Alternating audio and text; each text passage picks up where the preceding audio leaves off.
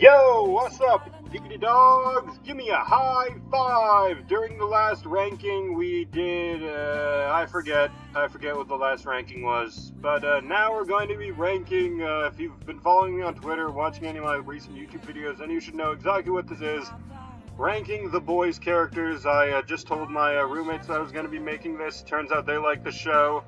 Just got done enjoying some beer and pizza with them. Beer/pizza. It was good. Also, went and I didn't spoil it for them, but not really sure how much noise cancellation this thing has. But here it is, ranking the dramatis personae of the hit Amazon Prime original series, The Boys. And if I had a nickel for every time Amazon did a gritty, dark and gritty take on the superhero genre, I'd have 2 nickels. Which isn't a lot, but it's weird that it happened twice. But it's repetitive that it happened twice.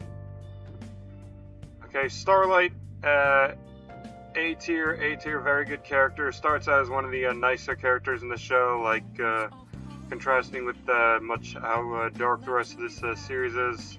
Really stops us from falling into too dark, too bleak. Stop caring, having every character be a jerk. I mean, with black comedy, that's how this works, but, there's always that, shining hope, get it? Anyway, I also really like how they did the light is good trope, not having the darkness itself be good and light being evil. That's just bizarrely unoriginal. And I just realized she's basically just Lux from League of Legends. I haven't really played that game in a while. I actually forget her name, but B tier because she really sells the annoying PR executive trope very well, and B tier for also being just good character but not great character. Just really helps to sell the series' obsession with PR and stuff like that. And because that is exactly how Disney and big corporations work. The A-Train, his name is literally A-Train, so of course he's getting in the A tier.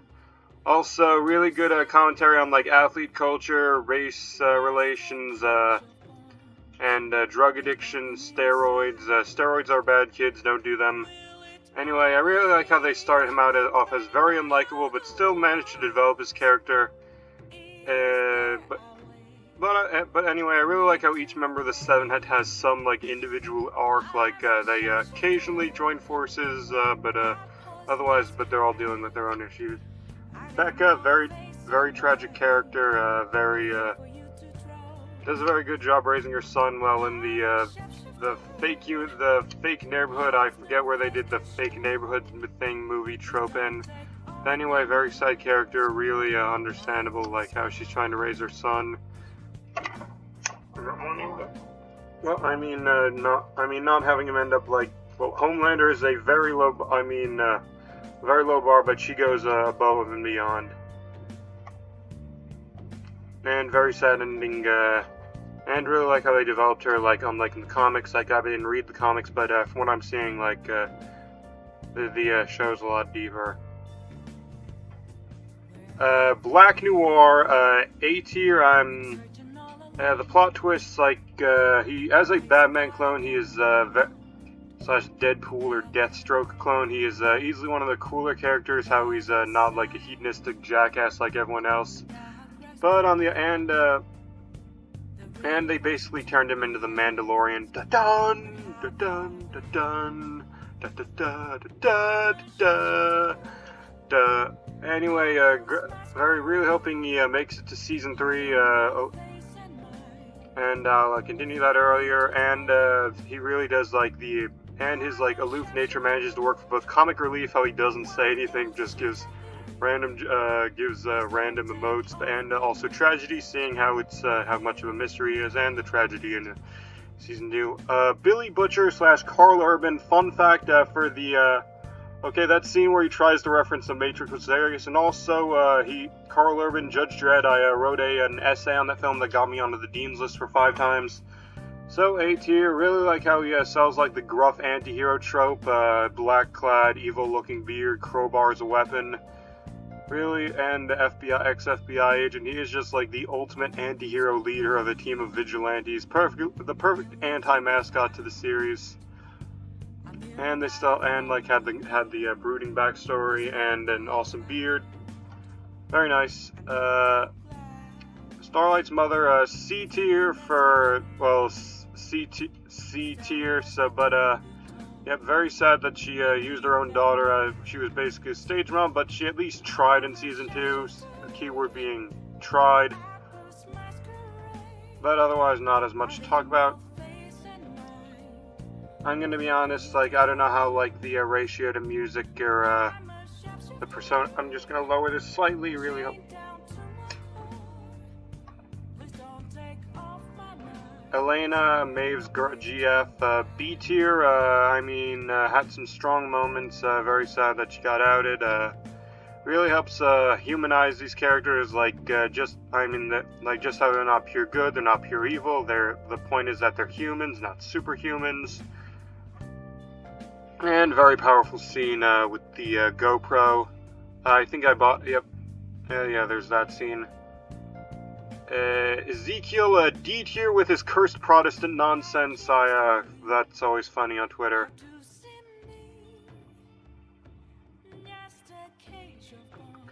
Frenchie, S tier. He manages to be both a mystery man and like a team, more reasonable member of the team. So, S tier.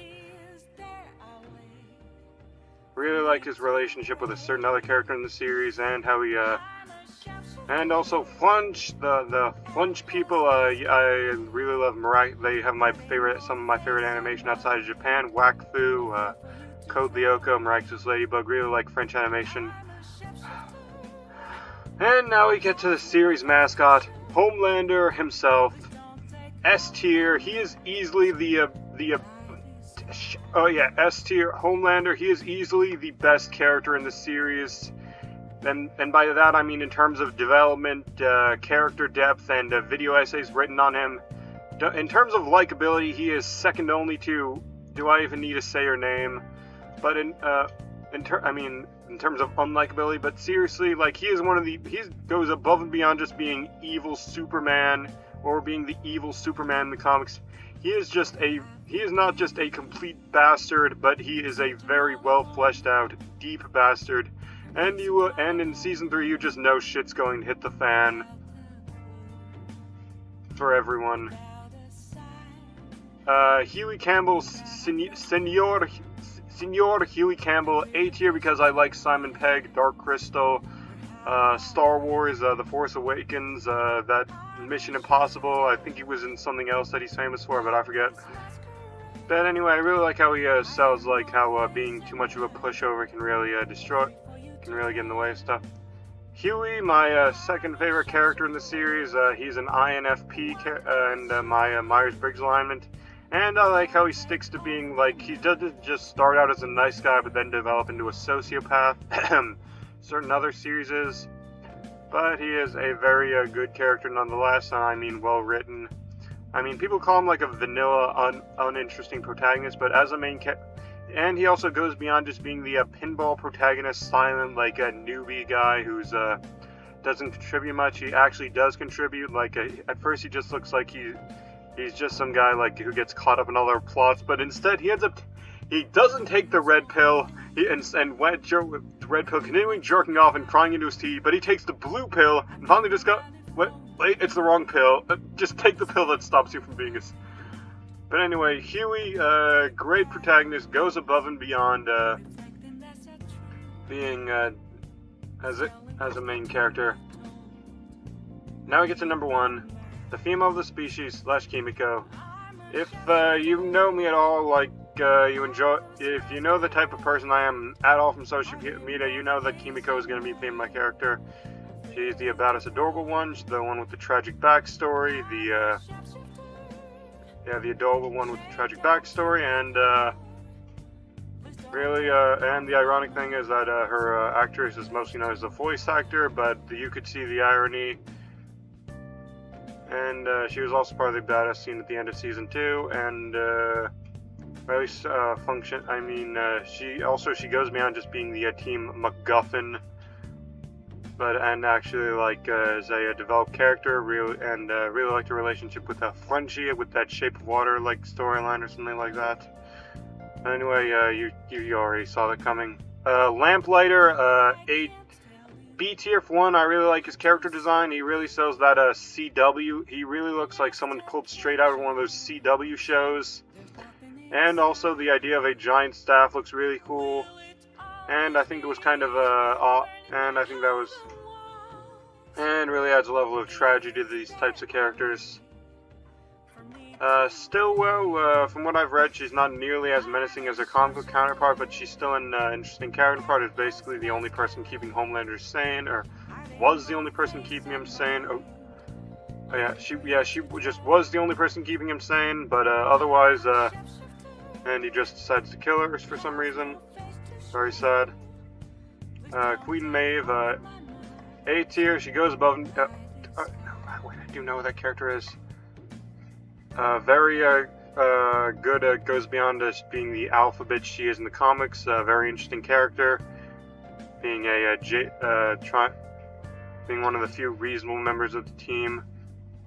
But what gets her on B tier is exploiting Black Noir's nut allergy at the end of season 2. Yep, that's the reason she's not an A tier. The thing is, a few weeks ago I found out I had a nut allergy, so yes, I do take that very personally. I am moderately allergic. Like, B tier level allergy to peanuts, nearly got sent to the ER a few times, so yes, I am very petty in putting her in B tier for that. Marvin, MM as he's called, A tier. I'd say he's my, of the main 4, he's very surprised he's only my 3rd favorite. I was surprised how high Frenchie made it, but otherwise, really like that he's a token Christian. Really, even despite the message, really glad they added a good Christian member. And he always acts as the team, one of the more reasonable members of the team, keeping everyone sane and not murderous and insane like their enemies. Popclaw, C tier, just didn't find her that interesting. Very sad what happened. Robin. Also C tier. She really not really if there's anything wrong with the character, but not anything right either. She's just a very minor character who's killed off in the beginning. Not really a bad thing to have a character be killed off. The plot triggering death is a very staple trope, so C tier. CEO Stan Edgar, A tier. He's played by Moff Gideon from the Man. I said.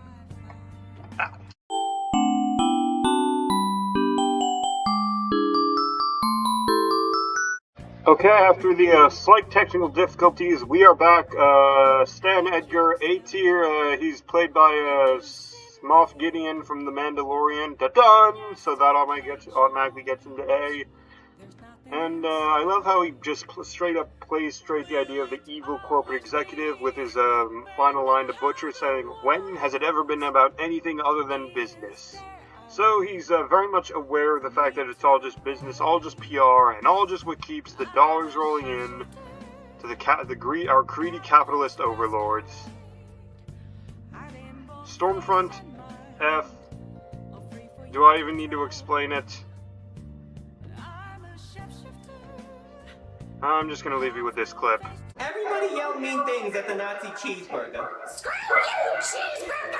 Nazi cheeseburger, you can eat my butt! You suck, Nazi cheeseburger! Yeah, you suck, Nazi cheeseburger! Guys, don't encourage her. None of this is true. You want the witches!